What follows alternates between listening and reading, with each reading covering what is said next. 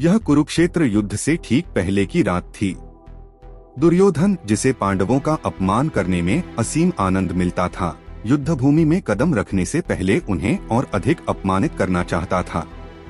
उसे अपनी जीत का पूरा विश्वास था और वह पांडवों पर अपनी श्रेष्ठता और घृणा दिखाने को आतुर था। इस कार्य के लिए उसने शकुनी के पुत्र उलूक को बुलाया और उसे पांडवों के शिविर में संदेशवाहक बनाकर भेजने का आदेश दिया।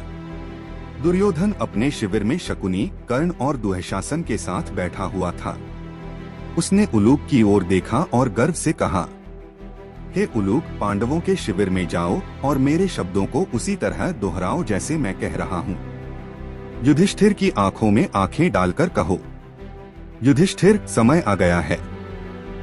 यह कार्रवाई का समय है। अब और कोई बातचीत या भावना नहीं।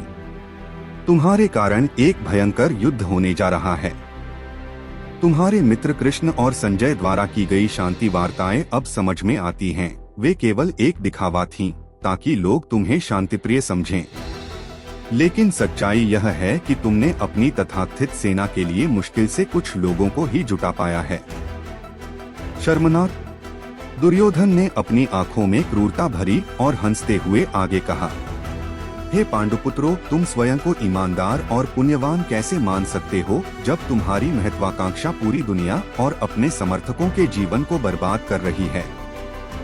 तुम अपने आप को नैतिक और महान दर्शाने की कोशिश करते हो, पर सच्चाई यह है कि तुम्हारे इरादे धोखाधड़ी से भरे हैं, जैसे उस चालाक बिल्ली की कहानी जिसे ऋषि नारद ने मेरे पिता को सुनाई थी। दुर्योधन ने एक पल रुककर मजाकिया स्वर में कहा, यदि तुम सोच रहे हो कि यह कौन सी कहानी है तो सुनो। एक बार एक बिल्ली गंगा किनारे तपस्या का दिखावा करने लगी। अपने अगले पंजे उठाकर उसने घोषणा की, मैं अब अध्यात्म का मार्ग अपनाऊंगी। उसकी दिखावटी भक्ति ने पक्षियों और चूहों को प्रभावित किया और उन्होंने उसे भरोसेमंद मान लिया। धीरे धीरे वे उसकी शरण में आ गए। बिल्ली ने अपने स्वार्थ के लिए उन्हें धोखा दिया और एक एक करके खा गई। अंततः एक समझदार चूहे ने उसकी चालाकी को पहचान लिया और सबको आगाह कर दिया। पक्षी और चूहे भाग गए और बिल्ली अकेली रह गई। युधिष्ठिर, तुम भी उस बिल्ली की तरह हो। अपनी चालाकी के आवरण में खुद को सज्जन दिखाने का प्रयास करते हो, लेकिन तुम्हारे कार्य तुम्हारे असली इरादों को प्रकट करते हैं। मोम के घर और चीरहरण की याद दिलाना। दुर्योधन ने व्यंग्यात्मक हंसी के साथ कहा, तुम लोग मोम के घर से बच गए और द्रौपदी का चीरहरण भूल गए। मैंने तुम्हारी पत्नी का अपमान किया और उसे दरबार में घसीटा, जबकि तुम सब वहां खड़े तमाशा देख रहे थे। खुद को योद्धा कहने वाले तुम अपनी पत्नी का अपमान भी सह गए। वह तुम पर भरोसा करके इस परिवार में आई थी, लेकिन तुमने उसे निराश किया। तुम पांडवों पर लज्जा आती है। अगर तुम्हें अपने ऊपर शर्म नहीं है तो कम से कम अब जाकर अपने अपमान का बदला लो।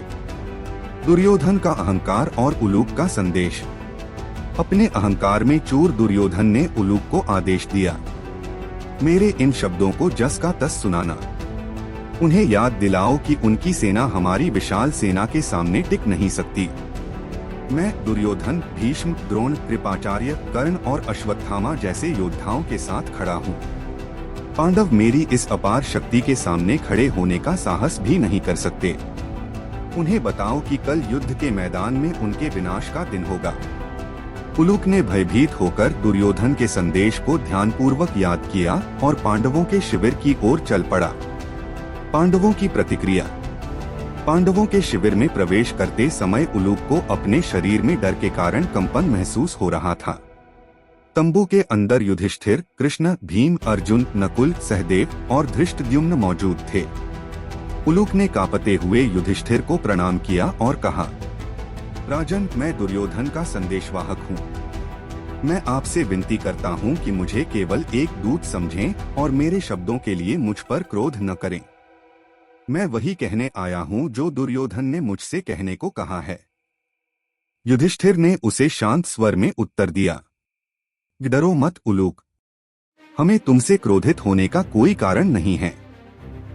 खुलकर कहो कि दुर्योधन ने क्या संदेश भेजा है। हम जानते हैं कि वह शांति के पक्ष में कुछ भी नहीं कहेगा। तंबू में पांडवों का गुस्सा। उलूक ने जब दुर्योधन का संदेश सुनाना शुरू किया तो तंबू के अंदर क्रोध और उत्तेजना फैलने लगी। भीम ने क्रोधित होकर उठने का प्रयास किया, लेकिन युधिष्ठिर ने उसे रोकते हुए कहा, भीम, संयम रखो, वह केवल एक संदेशवाहक है, पहले उसकी बात सुनो।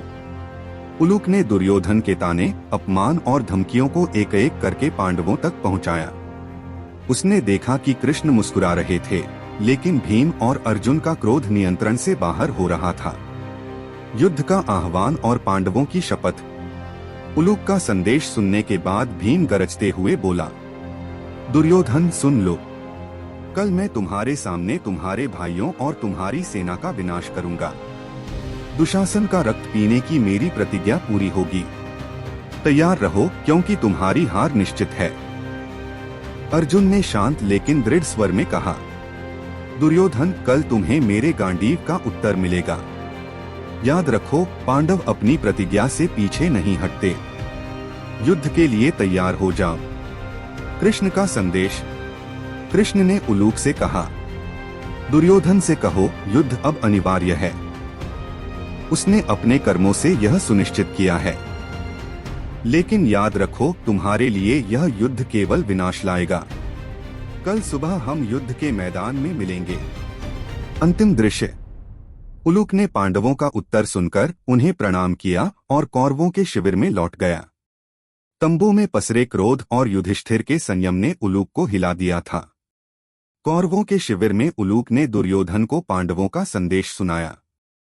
दुर्योधन अपने घमंड में चूर इस उत्तर को हंसी में उड़ा रहा था, लेकिन उलूक जानता था कि अगली सुबह दोनों पक्षों के लिए इतिहास की सबसे भयंकर लड़ाई का आरंभ करेगी।